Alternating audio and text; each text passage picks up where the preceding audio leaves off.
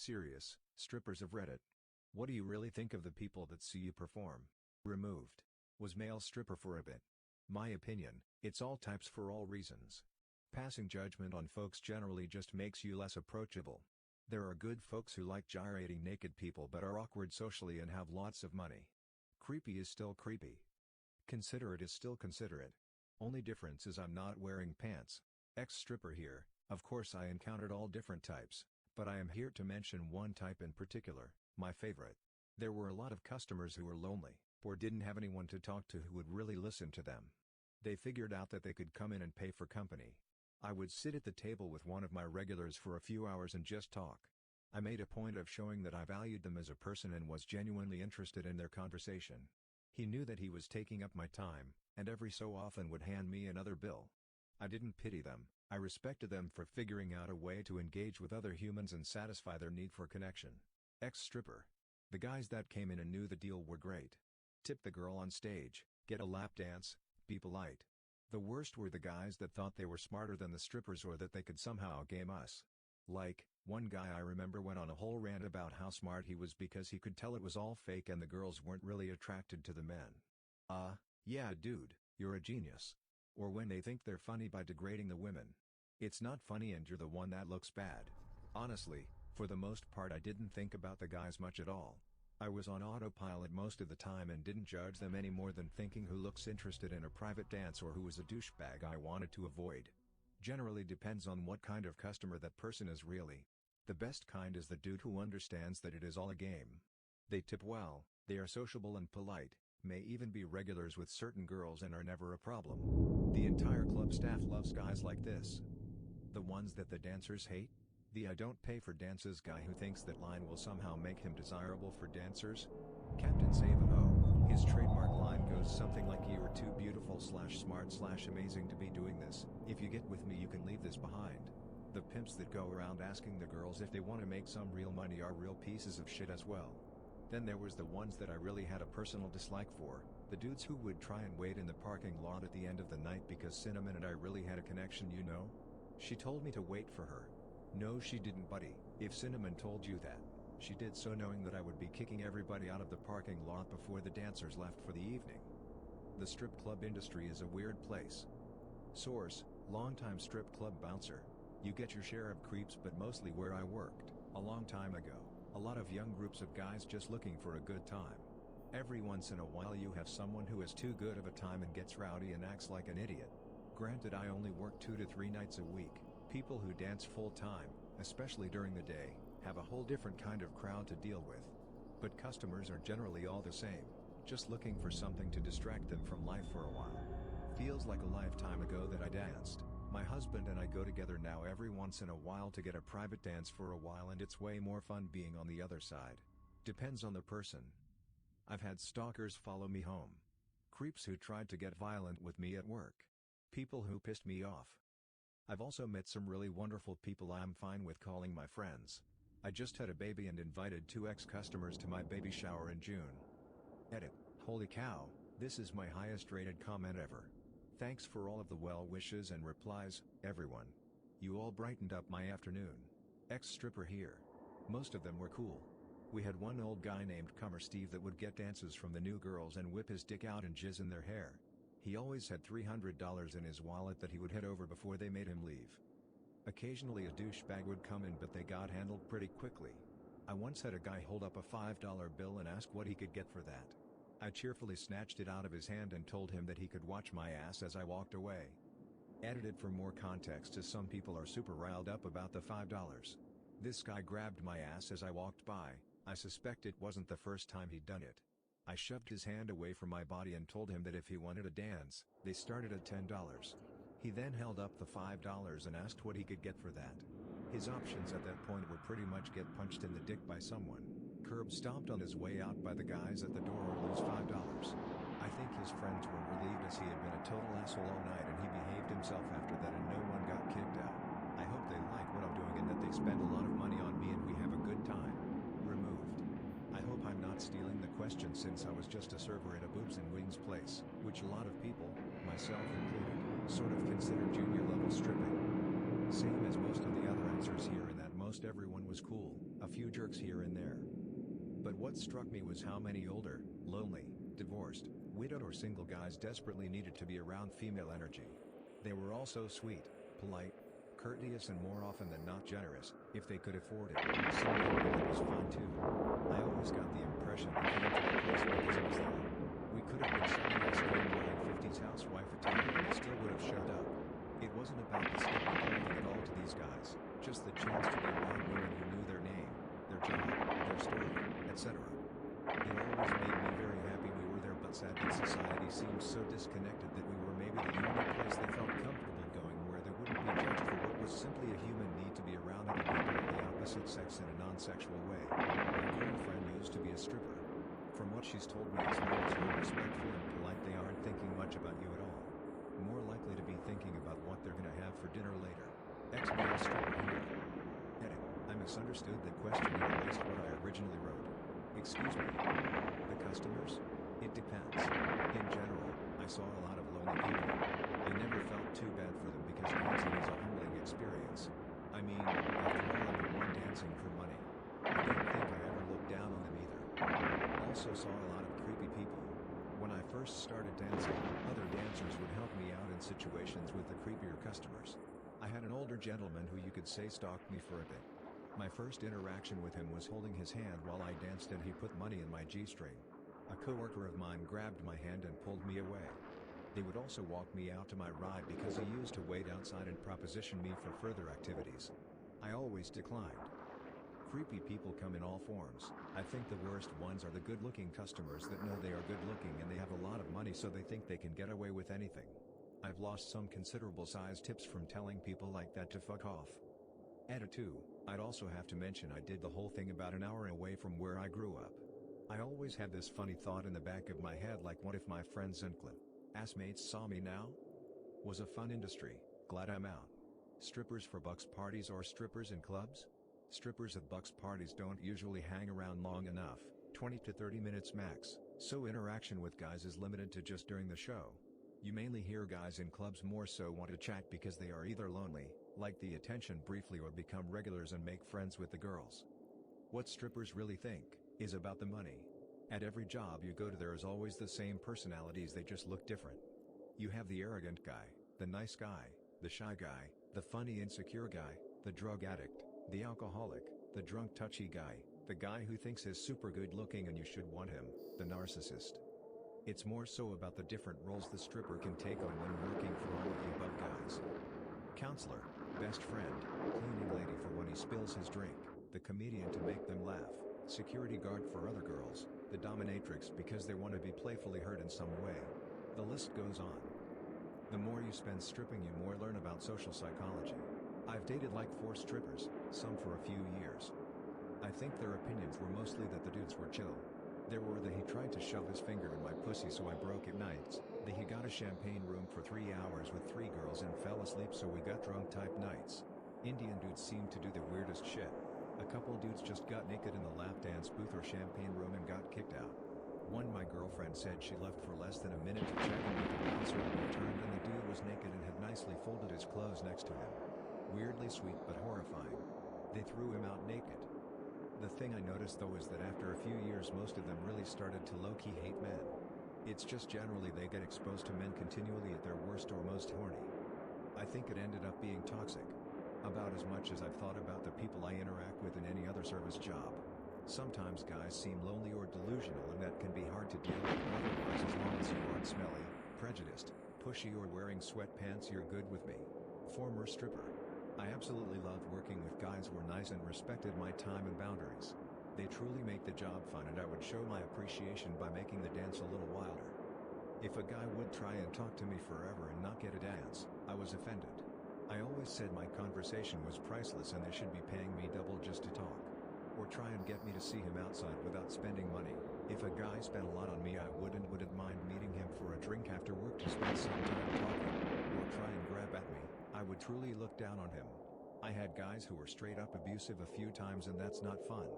I had guys that were into haggling as a sexual kink and that was shitty. I hated it when they'd try and get a 2 for a discount. Like dude, I'm a hot chick taking my clothes off between your legs, please don't insult me by saying $20 is too much for the privilege. My favorite customers were the ones that wanted to have actual fun. One guy ordered us a pizza and taught me karate moves. One guy just wanted to smoke weed and play Mario 3 on a Game Boy. One guy would pay me to tell jokes on stage. I had a guy in a wheelchair just wanted to have some wild chicks show him a good time. They stand out to me all this time. Me later because they made the job fun and joyful. Mostly it was depressing creeps, but there were some real sweethearts in there and I still think of them with affection. I dated a stripper for a while. No, we didn't meet at the club. We were 18 and she looked super young. She liked some of her regulars, but she would often get married guys in there and she absolutely hated them. Not that she wouldn't take their money, because she wanted to just have fun and not worry about ruining people's marriages.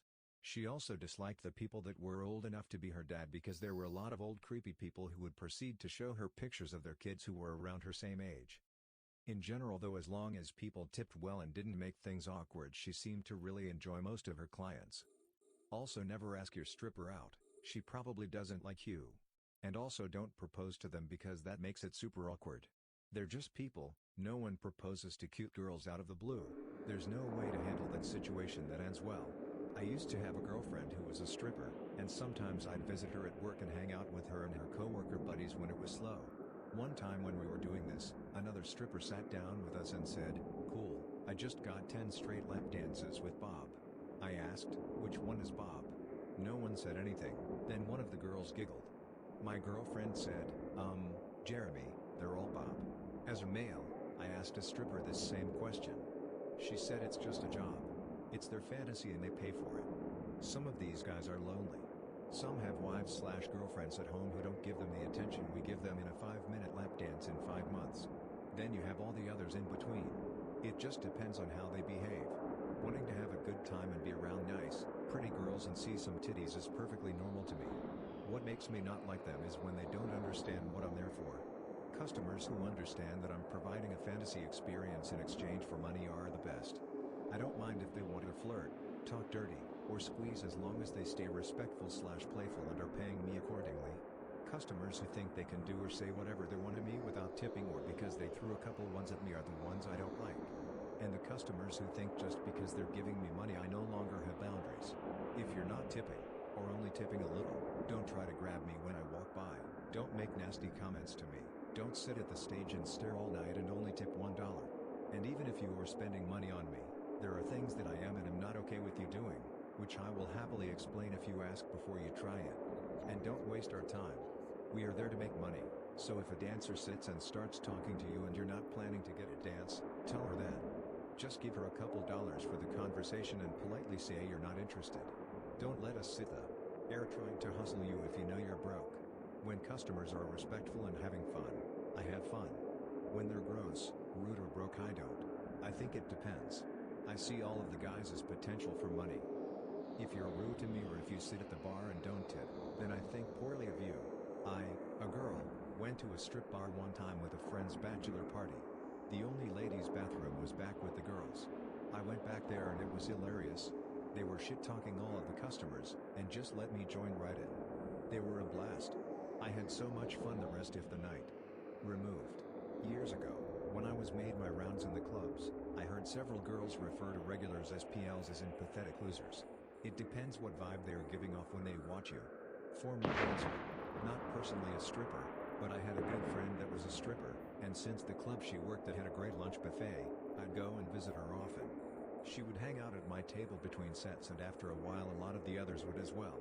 A lot of the conversations would turn to their opinions of the men that came in. Yow. That really turned me off from going to clubs. They basically thought of the guys as stupid cash machines, and would laugh at the ones they would get to pay their rent/car payments/etc. when they wouldn't do anything, i.e. they would show them some affection and talk to them outside of the club, but wouldn't have any sexual interactions. I danced at a biker stripper bar, where most of the girls look like Suicide Girls models, covered in tattoos, piercings. We're dancing to music like Avenged Sevenfold. You get the picture. About 3 years ago. Most of the customers were older bikers, but we were near a college town so lots of younger kids would come in too. I was younger than pretty much everyone that came in or worked there. I was in college, and I wasn't even old enough to drink yet.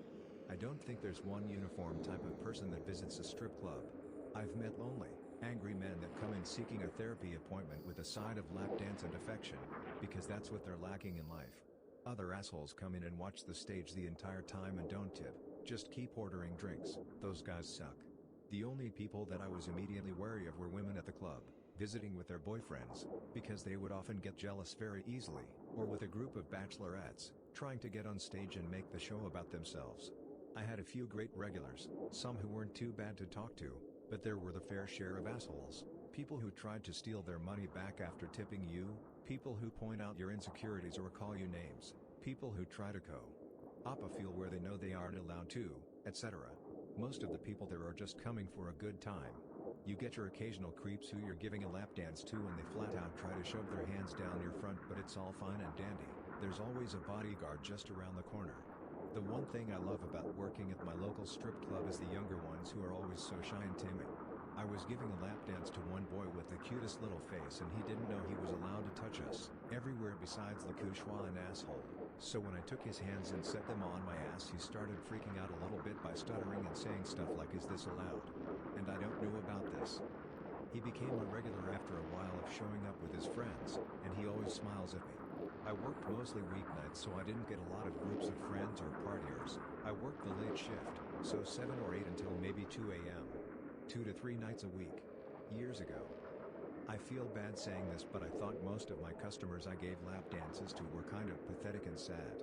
They were mostly married, middle-aged or older, mostly professional but some working class, normal guys who were lonely and wanted to feel special / that spark, just feel good. It made them feel good to have a pretty half-naked girl act like she liked them and wanted them and like she was trying to seduce them. I got paid to sit and talk and drink with these guys, not just ads. They would literally pay me to keep sitting at their table and drink and talk to them. Many told me how they had dead bedrooms or just weren't close to their wives at all anymore. A lot of them told me they felt a little weird because they had kids my age. They loved having a pretty young girl sit at their table and spend time with them and pay attention to them. They really appreciated intelligent conversation on a variety of topics. I thought it was sad that all these guys were happy to pay me money to just sit, talk, drink, and dance around, and it seemed like they believed that I actually wanted them. But now that I'm older myself, I just look back and see lonely guys who are trying to get needs met in a poor way. Looking back, I also feel really bad for their wives. Then there were the straight-up crooks who tried their hardest to pay you to go sleep with them and were super persistent about it. Those guys were fucking annoying and gross. I felt like those guys were even more stupid and gullible to think that just because I'm sticking my crotch in your face for money means I want your actual dick anywhere near me. We didn't get too many jerks as customers because the bouncers were great and would immediately throw someone out if we had a problem. Ah yes, something I can answer in depth. I've danced for 9 years at various clubs from Nice to May. Guys who sit at the bar and mind their own business are generally a pretty good target unless they are regulars who never do jack shit. Regulars who never spend could get hit by a car and I wouldn't help. They are often rude, prey on new girls, and mostly, waste everyone's time. Guys who come in and don't tip, buy dances, or even buy us a drink, and or act like they are too good are also fucking punk-ass bitches. People who sit around on their phones are rude as shit. If you sit at the tip rail on your phone, I want to kick your phone out of your hand so bad you don't even know. I'm up here topless, performing for your entertainment. Go to Hooters if you wanted to play Heroes and Castles on your phone and have a beer FFS. Guys who are painfully nerdy and shy are my favorites. I keep a few polyhedral dice in my purse as a token of solidarity. I can smell that new board game smell across the room, through the stale beer and cotton candy perfume. Good old boys are going to be perfect gentlemen when sober, but will likely get drunk and commit the worst acts against you. Blue-collar workers are often paid cash daily. That guy covered in paint and concrete will make my day. They? Why, just wanted to cool off with a beer and feel special. New girls and fake swingers are annoying AF. Keep your girlfriend out of the club. She's making a fool of herself by trying to crawl on stage, giving you the shittiest lap dance, and these women always do shit like groping us without asking or being really rough because I'm a girl toad. Don't fucking touch me. Becky. Women who come in to try to show us up are bottom of the barrel creatures. Go back to your suburbanite nightclub and order your Ciroc pineapple there, okay? Actually, gay and bi women are a treat. Performing for a woman who is legitimately interested in me is nice because it provides variety. Traveling businessmen are an assorted bunch.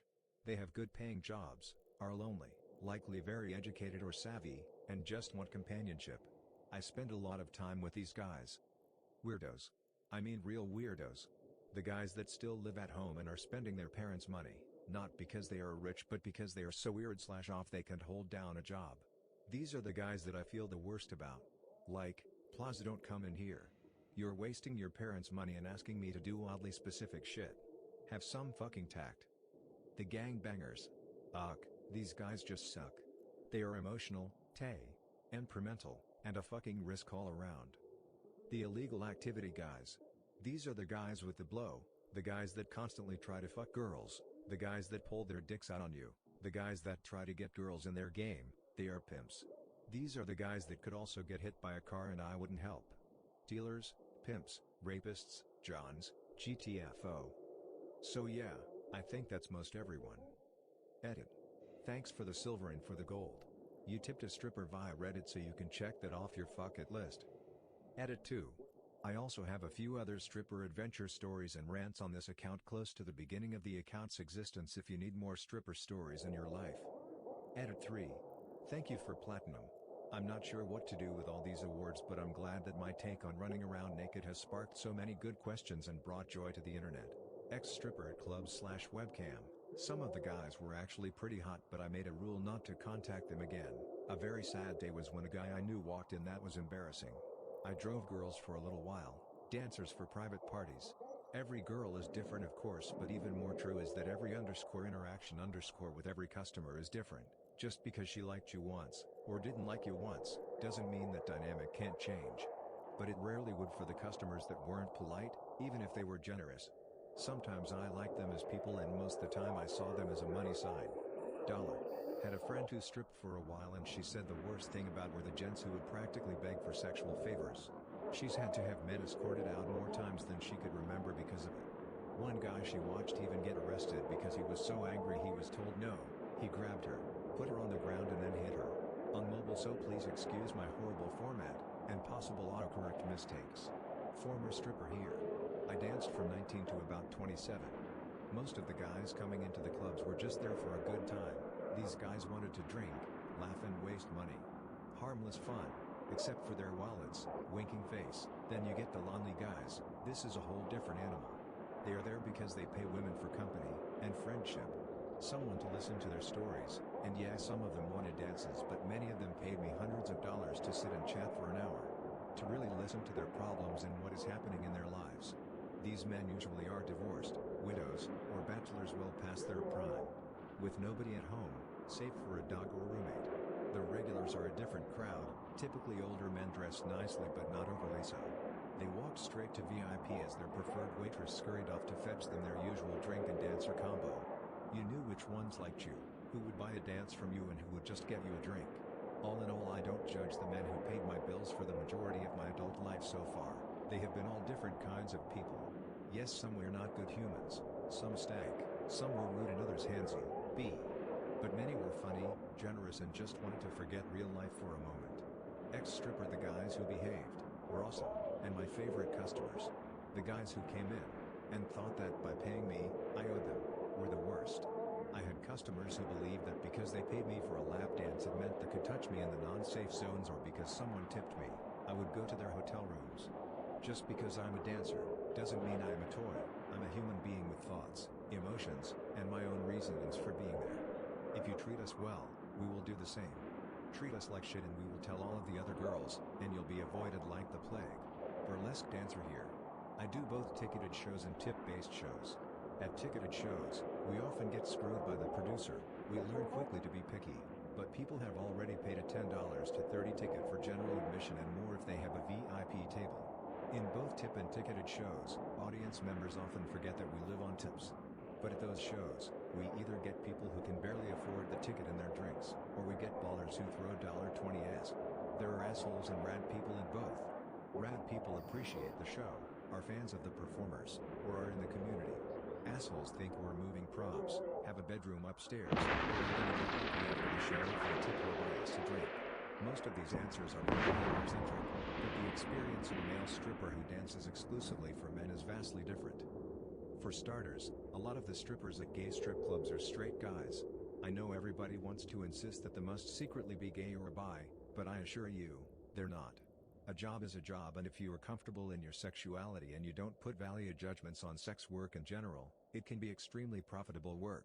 Honestly, people seem fine with a day laborer getting picked up outside of Home Depot at 5 a.m. to go work a 12-hour day breaking his back and muscles for $5 an hour, but they all put value judgments on rubbing your dick up against a dude for $100 cash for 5 minutes of your time.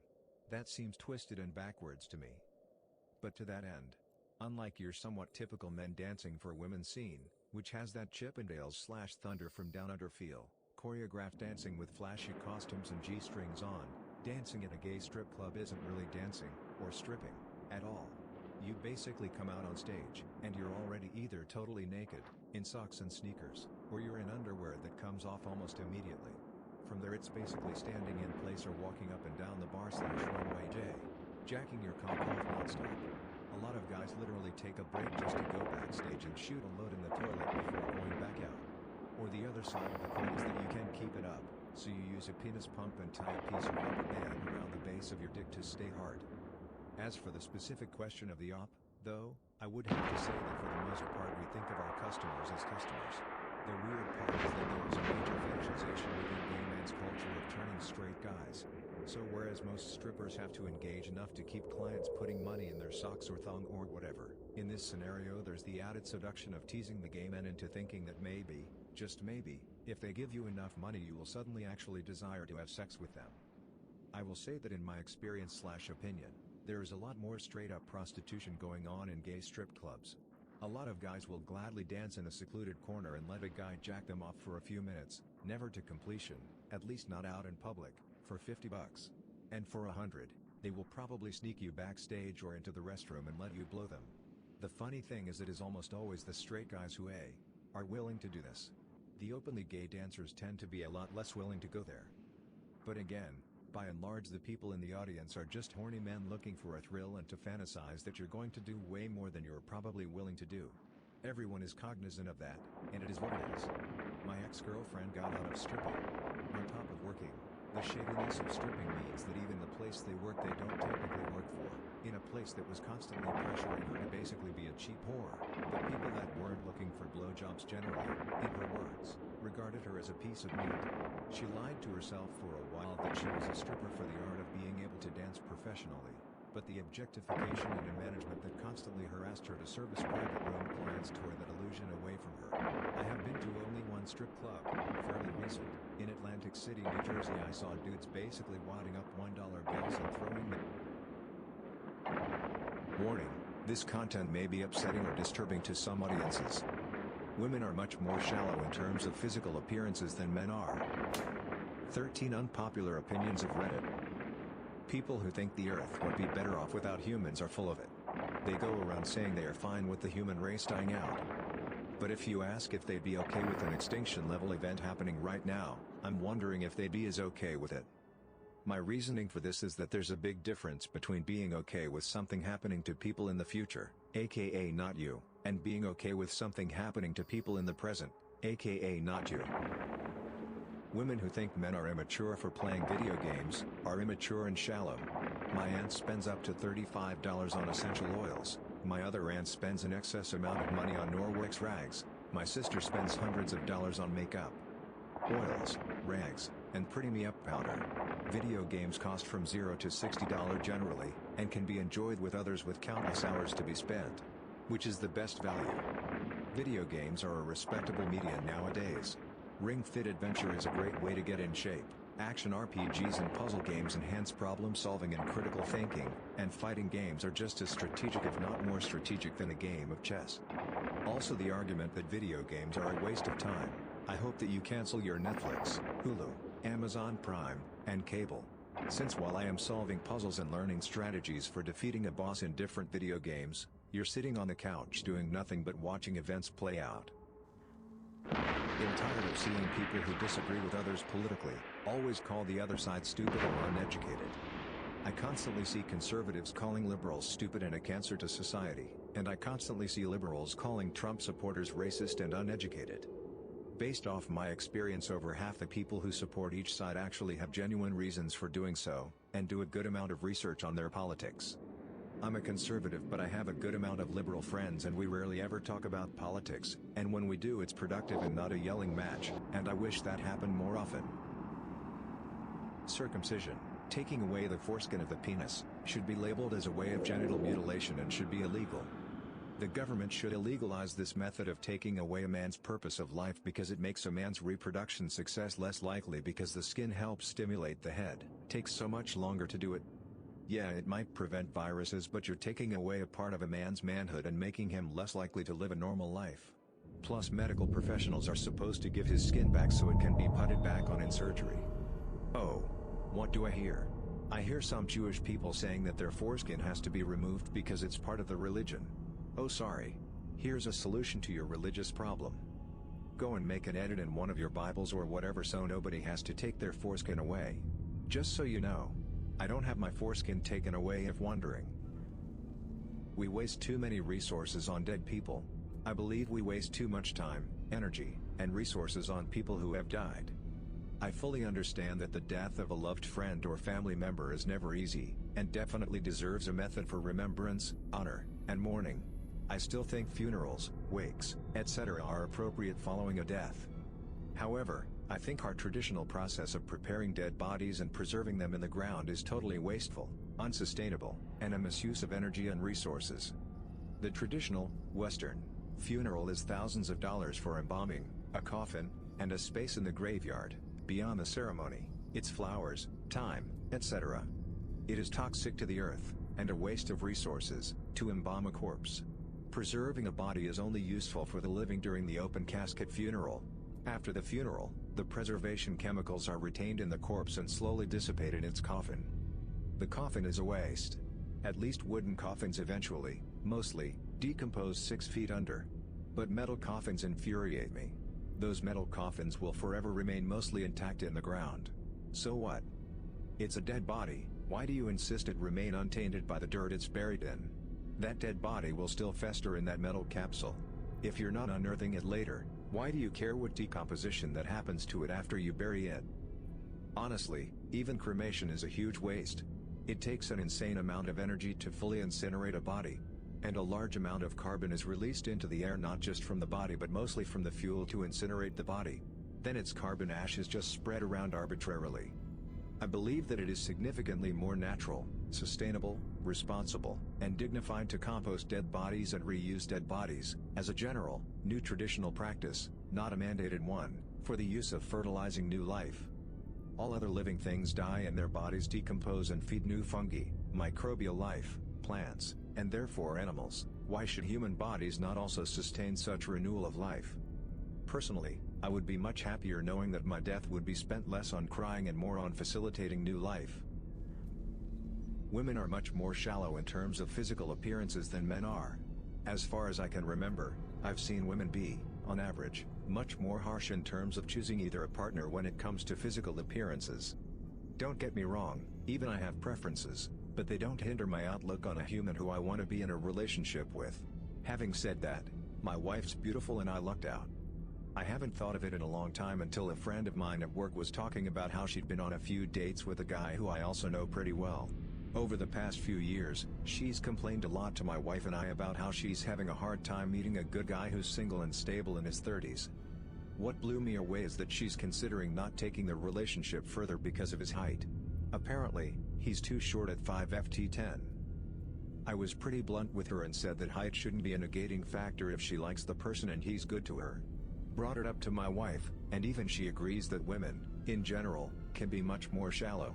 I noticed it more so in my late teens and early 20s when I was dating. I remember a girl wouldn't go out with my friend because he had a small gap between his 2 front teeth, which I barely noticed before he told me that. I can't count how many girls don't go out with guys if they aren't a certain height, weight or hair color. I know that guys do the same, but in my experience, it's not been on the same level. Like I said, I've seen guys do the same thing, but it's been a lot less, especially in my adult years. Vegan options are not automatically healthier. I'm not against eating more veggies, but society has gone crazy. I see my coworkers suffering through digestive issues to be vegan and healthier. I just read this post on Tifu. I tried starting off the new year eating a clean vegan food but found out it makes me fart uncontrollably, which caused me to waste a sick day at work. Look at all the YouTubers who are suffering just until their bodies get used to the vegan diet. This has gotten out of control. Somehow everyone thinks veganism is healthy, but this is insane. Margarine is vegan and it's terrible for you. Bayonne burgers are actually super processed plant matter with additives. People are putting over-processed vegan food into their bodies, and then when they suffer from it they just say they need to adjust to it. This is the very opposite of health. This is insanity. If you let your child roam the internet freely and they see something inappropriate or shocking, that's on you as the parent and not us. Nobody gives a rat's butt about what your child may or may not see online when not under your supervision, and the adults amongst us aren't gonna stop behaving a certain way simply because your children are watching. If you let your child roam around a movie theater while you're sitting at the bar and they make their way into an R-rated movie, then that is nobody's fault but your own. The amount of entitled, irresponsible parents who allow their child to roam the internet undeterred and get upset when their child sees a nipple is truly baffling. Instead of calling for sweeping online reforms that nobody wants, or demanding updates to websites that nobody wants, how about you do your jobs as parents and supervise your kids online? We're not your damn babysitters. Superstitious fears over stupid things like the number 13 should not be encouraged. I see this all the time. Buildings don't have a 13th floor because it's bad luck. Airplanes don't have a 13th row because it's bad luck. It's a number. Your apartment isn't going to suddenly catch fire because it's on the 13th floor. The companies who own these buildings and planes should stop appeasing these superstitious idiots by removing the number. The girls in the comment section of an extremely unattractive girl's photo calling her all sorts of endearing things such as beautiful, are not good people, they are actually a-holes. They know good and well that this girl fits absolutely no one's definition of beautiful, yet continue to fill her with false confidence. Does the girl deserve to be berated for her looks? Absolutely not. But lying and telling them they obtained some level of attractiveness is only going to lead to them getting their hopes up. Unconditional love does not exist. Every relationship you have comes with conditions. Fail to meet those conditions and boom, you're a stranger to them and they resent you. Think I'm wrong? There was a post on Am I the A-hole about a woman who was miserable being married to a man who was paralyzed. The guy became paralyzed after pushing her out of the way of a car and in turn became the person to be hit. She stays with him due to obligation and because it's the right thing to do. But she doesn't love her life, or him anymore. Basically because she spends every day living as this guy's personal nurse, and all dreams she had are gone. In a relationship right now? Guess what? They won't stick around if you become dependent on them. Well, they might, but it won't be out of love but obligation. The same thing will happen with your children when you become too old to take care of yourself. They won't want you around, you are work to them. They will place you in a nursing home rather than have you move in with them because they don't enjoy that amount of responsibility. Think I'm wrong? Go to a nursing home and view all the people who made that same decision for their parents. You might think they're evil for it, but it's just human nature. Would you enjoy having to care for grandma every day of your life? Or your boyfriend who is now unable to speak and wipe his own butt? No, you might do it out of obligation, but don't lie and say you'll look forward to it or enjoy it. The world is truly cruel this way. I hate it. I hate that it is like this, but it is. All of your friends are fair weather, and your loved ones will only put up with so much before bailing. The creepiest thing about San Francisco is the lurking drug dealers all over. This is Reddit, so 90% of people on